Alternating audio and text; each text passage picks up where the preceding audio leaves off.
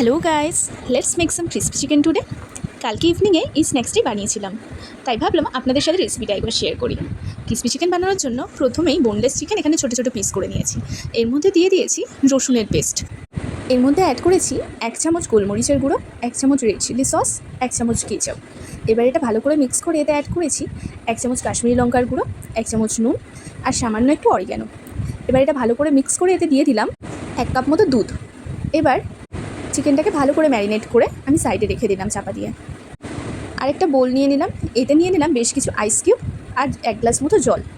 আপনারা ঠান্ডা জলও ইউজ করতে পারেন, আমার কাছে ঠান্ডা জল অ্যাভেলেবেল ছিল না, তাই আমি এভাবেই ইউজ করলাম। তো ময়দা দিয়ে তাতে দিয়ে নিয়েছি অরিগ্যানো, 1 চামচ গোলমরিচের গুঁড়ো, 1 চামচ কাশ্মীরি লঙ্কার গুঁড়ো আর সামান্য একটু নুন দিয়ে এবার ময়দার কোটিংটা আমি রেডি করে নিয়েছি। এবার আমি আপনাদেরকে প্রসেসটা শেয়ার করে দিই। এই প্রসেসটা ফলো করলেই ক্রিসপি চিকেন খুব ভালো হবে। প্রথমে ম্যারিনেট চিকেন থেকে চিকেনটাকে তুলে আমি ময়দার কোটিংয়ের মধ্যে ভালো করে মাখিয়ে নিলাম। এরপরে এটাকে একবার ওই ঠান্ডা জলে ডিপ করে নিয়ে তারপরে ময়দার কোটিংটা আবার খুব ভালোভাবে এর গায়ে লাগিয়ে নিতে হবে। এবার এটা তেলে দিয়ে দিতে হবে। এই প্রসেসটা ফলো করলেই ক্রিসপি চিকেন খুব ভালো হবে। চিকেনগুলো হয়ে গেছে, আমি এখানে প্লেটে নিয়ে নিয়েছি।